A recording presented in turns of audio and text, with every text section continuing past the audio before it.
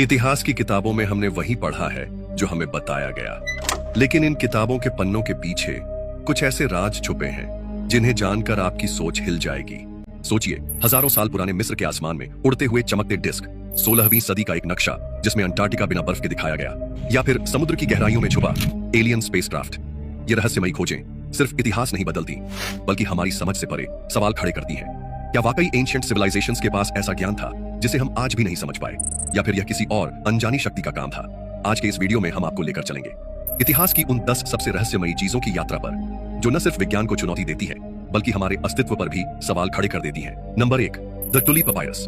कल्पना कीजिए, 15वीं सदी बीसीई का प्राचीन मिस्र, जब फेरो अपने विशाल पिरामिड्स और टेम्पल्स का निर्माण कर रहे थे, तभी कहीं दूर आसमान में अजीब रोशनी और असामान्य उड़ती वस्तुएं देखी गई। इसे बाद में द टुली पपायरस में रिकॉर्ड किया गया। एक पुराना स्क्रोल है जिसमें दावा किया जाता है कि इसमें यूएफओ साइटिंग्स का वर्णन है। पेपिरस में लिखा है कि अचानक आकाश में फायरी डिस्क दिखाई दिए जो इतने तेजी से उड़ रहे थे कि लोग उन्हें समझ ही नहीं पाए। ये ऑब्जेक्ट्स धुआं छोड़ते थे और उनकी चमक इतनी इंटेंस थी कि दिन को भी रात जैसा दिखता था। जिन लोगों ने इसे देखा उन्होंने डिस्क्राइब किया कि यह सिर्फ नेचुरल फिनोमेनन नहीं था, बल्कि किसी एडवांस्ड इंटेलिजेंस की निशानी लग रही थी। तो अब सवाल ये उठता है, क्या यह केवल रिलीजियस या सिंबॉलिक डिस्क्रिप्शन था, जैसा कि प्राचीन इजिप्शियंस अक्सर करते थे, या यह सच में एलियंस के वास्तविक दर्शन का प्रूफ है? कई आर्कियोलॉजिस्ट और रिसर्चर्स मानते हैं कि यह पपायरस उन रेयर डॉक्यूमेंट्स में से है जो एंशिएंट सिविलाइजेशंस और एक्स्ट्रा टेरेस्ट्रियल एनकाउंटर्स के बीच गहरे संबंध का संकेत देते हैं। द टुली पपायरस आज भी डिबेट का विषय है। यह केवल एक पुराना स्क्रोल नहीं, बल्कि एक मिस्ट्री पोर्टल है जो हमें प्राचीन दुनिया की आंखों से उस रहस्यमयी यूनिवर्स की झलक दिखाता है। नंबर 2, पीरी रेइस मैप। साल था 1513।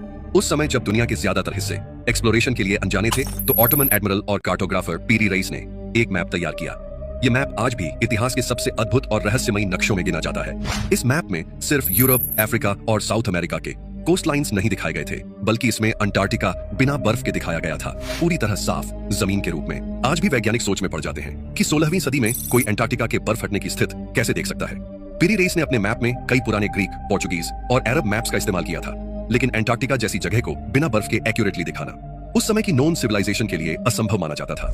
कुछ रिसर्चर्स का मानना है कि प्राचीन समय में एडवांस्ड सिविलाइजेशन या एक्स्ट्रा टेरेस्ट्रियल नॉलेज पहले से मौजूद थी। यह मैप आज भी रहस्य बना हुआ है, अंटार्कटिका के बर्फीले रहस्यों और 500 साल पुराने पीरी रेइस मैप के बीच की कड़ी अब तक खोजी नहीं जा सकी है। Number 3, Dropa stones. चीन के वीरान पहाड़ों की ऊंचाइयों में, जहां आज तक इंसानी कदमों की आवाज कम ही पहुंची थी, वहां एक खोज ने आर्कियोलॉजिस्ट और यूएफओ एंथुसियास्ट्स दोनों को हिलाकर रख दिया। यहां मिले अद्भुत पत्थर को ड्रॉपा स्टोन्स कहा गया। ये पत्थर साधारण आकार के नहीं थे, छोटे, गोल, लगभग डिस्क जैसे, जिनके बीच में एक सुस्पष्ट छेद था। लेकिन सबसे चौंकाने वाली बात थी पत्थरों पर बनी टाइनी इंस्क्रिप्शंस, छोटे परंतु साफ सुथरे निशान, जिन्हें देखकर ऐसा लगता था जैसे किसी एडवांस्ड सिविलाइजेशन ने उन्हें इंटेंशनली कार्व किया हो। वैज्ञानिक और लिंग्विस्ट्स उन्हें पढ़ने की कोशिश कर चुके हैं, लेकिन अब तक कोई भी इसे डिसाइफर नहीं कर पाया। कहा जाता है कि ये पत्थर एलियंस की यात्रा से जुड़े हुए हैं। कुछ थियरीज के मुताबिक लाखों साल पहले पृथ्वी पर एक एडवांस्ड एक्स्ट्रा टेरेस्ट्रियल सिविलाइजेशन आई थी, और ये स्टोन्स उनके लैंडिंग या नेविगेशन रिकॉर्ड्स थे। आज भी ड्रॉपा स्टोन्स रहस्य बने हुए हैं। उनके छोटे छोटे इंस्क्रिप्शंस किसी को समझ नहीं आए, और ये सवाल हर किसी के दिमाग में गूंजता है, क्या यह धरती पर पहले से मौजूद एडवांस सिविलाइजेशन का प्रमाण है या किसी एलियन यात्रा की निशानी? Number 4, the Baltic sea anomaly. ये बात है साल 2001 की, जब एक टीम बाल्टिक सी में सोनार स्कैनिंग कर रही थी। तब अचानक उनके इक्विपमेंट ने कुछ ऐसा रिकॉर्ड किया जिसने पूरी दुनिया को झकझोर दिया। समुद्र की गहराइयों में एक बड़ा सर्कुलर स्ट्रक्चर मिला, लगभग 60 मीटर चौड़ा और कुछ जगहों पर 8 से 10 मीटर ऊंचा। देखने में यह स्ट्रक्चर बिल्कुल अनोखा था, एकदम फ्लैट एंगुलर और ऐसे निशान के साथ जैसे किसी एडवांस्ड सिविलाइजेशन ने इसे इंटेंशनली बनाया हो। इसकी शेप और सिमेट्री कुछ ऐसी थी कि कुछ रिसर्चर्स ने इसे तुरंत ही यूएफओ रैकेज यानी एलियन स्पेसक्राफ्ट के अवशेष होने का दावा किया। वैज्ञानिकों का मानना है कि समुद्र की बेहद कठिन परिस्थितियां और सदियों से बहते पानी के दबाव ने इस संरचना को धीरे धीरे बदल दिया है। यही वजह है कि यह कभी प्राकृतिक चट्टान लगती है तो कभी किसी बनाई हुई तकनीकी संरचना जैसी दिखती है। आज भी बाल्टिक सी एनोमली एक अनसॉल्व्ड मिस्ट्री बना हुआ है। Number 5, the shroud of Turin. इतालवी शहर टुरिन में रखा गया यह कपड़ा, जिसे श्राउड ऑफ टुरिन कहा जाता है, सदियों से इतिहास और धर्म दोनों के रहस्यों को झकझोर रहा है। यह सिर्फ एक साधारण कपड़ा नहीं है। माना जाता है कि यह वही लिनन क्लॉथ है जिसमें यीशु को दफनाया गया था। पर असली हैरत तो तब हुई जब कपड़े पर उभरती इंसान की छवि देखी गई। यह छवि इतनी स्पष्ट और नेचुरल है कि मॉडर्न साइंस और टेक्नोलॉजी आज तक इसे पूरी तरह एक्सप्लेन नहीं कर पाई। कोई कहता है कि यह केमिकल रिएक्शन हो सकता है, तो कुछ मानते हैं कि यह डिवाइन या सुपरनैचुरल फिनोमेनन है। रेडियो कार्बन डेटिंग की कोशिशों के बावजूद भी डिबेट्स खत्म नहीं हुई। कुछ टेस्ट्स ने इसे 14वीं सदी का बताया, जबकि हिस्टोरिकल एविडेंस इसे 2000 साल ही पुराना मानता है। यह कपड़ा सदियों से न केवल धार्मिक श्रद्धा का केंद्र रहा है, बल्कि साइंटिफिक क्यूरियोसिटी और रहस्यवाद का प्रतीक भी बन गया है। श्राउड ऑफ टुरिन आज भी कई सवाल खड़े करता है। क्या यह सिर्फ फैब्रिक का खेल है, या यह सच में उस महान घटना की साक्षी है जिसे इंसान समझ नहीं पाया? Number 6, Nabta Playa. मिस्र के रेगिस्तानों की गहराई में रेत से ढके हुए एक भूले बिसरे इलाके में एक ऐसी खोज हुई जिसने इतिहासकारों और वैज्ञानिकों दोनों को चौंका दिया। यह जगह है नाबता प्लाया, जहां आज से हजारों साल पहले इंसानों ने पत्थरों का ऐसा घेरा बनाया था जो उम्र में स्टोनहेंज से भी पुराना है। ये पत्थर सिर्फ यूं ही खड़े नहीं किए गए थे, उनकी प्लेसमेंट इतनी सटीक है कि वे सूरज और तारों की चाल के साथ परफेक्टली अलाइन होते हैं। माना जाता है कि प्राचीन लोग इसका इस्तेमाल एस्ट्रोनॉमिकल ऑब्जर्वेशंस के लिए करते थे, शायद मौसम और मॉनसून साइकिल्स को समझने के लिए या फिर किसी धार्मिक अनुष्ठान के लिए। लेकिन सवाल अब ये उठता है, 5000 से भी ज्यादा साल पहले जब सभ्यताएं बस उभर रही थी, तब इंसान कैसे इतना एडवांस्ड एस्ट्रोनॉमिकल नॉलेज रख सकता था? इन पत्थरों का अलाइनमेंट आज भी मॉडर्न साइंटिस्ट्स को हैरान करता है। कुछ रिसर्चर्स का मानना है कि यह दुनिया के सबसे पुराने एस्ट्रोनॉमिकल ऑब्जर्वेटोरीज में से एक है। लेकिन सवाल अब भी वही है, क्या यह सिर्फ प्राचीन किसानों और चरवाहों का काम था या इनके पीछे कोई और कहीं गहरी और रहस्यमयी नॉलेज छुपी है? Number 7, the ancient Egyptian solar boat. कल्पना कीजिए 4500 साल पहले का मिस्र, जब पिरामिड्स का निर्माण हो रहा था और हर ओर फेरो की शक्ति का बोलबाला था। इन्हीं पिरामिड्स के पास आर्कियोलॉजिस्ट्स को एक ऐसा खजाना मिला जिसने पूरी दुनिया को हैरान कर दिया। The ancient Egyptian solar boat. ये कोई साधारण नाव नहीं थी, बल्कि पूरी तरह लकड़ी से बनी एक विशाल बोट थी जो फेरो खुफू के पिरामिड के पास गहरी रेत में दबकर छुपी हुई थी। हैरानी की बात यह है कि हजारों साल बाद भी ये बोट इतनी परफेक्टली प्रिजर्व्ड थी कि आज की मॉडर्न प्रिजर्वेशन टेक्निक्स भी इसके सामने फीकी पड़ जाती हैं। इतने सालों तक लकड़ी न सड़ना, जॉइंट्स का इंटैक्ट रहना और क्राफ्ट्समैनशिप का इतना एडवांस्ड होना, ये सब सवाल खड़े करता है। क्या ये सिर्फ इजिप्शियन इंजीनियरिंग का कमाल था या उनके पास ऐसी एंशिएंट नॉलेज थी जिसे हम आज खो चुके हैं? सोलर बोट का उद्देश्य भी रहस्य है। क्या इसे फेरो की आत्मा को सूरज देवता तक पहुंचाने के लिए बनाया गया था या इसका मतलब कुछ और गहरा है? आज भी यह नाव हमें एंशिएंट इजिप्ट की उस दुनिया की झलक देती है जो हमारी समझ से कहीं आगे थी। Number 8, Sacsayhuaman stone walls. Peru के पहाड़ों की ऊंचाइयों पर स्थित सक्सेहुआमान एक ऐसी प्राचीन किला जिसके पत्थर आज भी साइंटिस्ट्स और इंजीनियर्स को हैरान कर देते हैं। यहाँ पर इस्तेमाल किए गए विशाल पत्थरों का वेट कई टन्स का है और उन्हें इस तरह जोड़ा गया है कि एकदम लेगो ब्लॉक्स जैसा इल्यूजन देता है।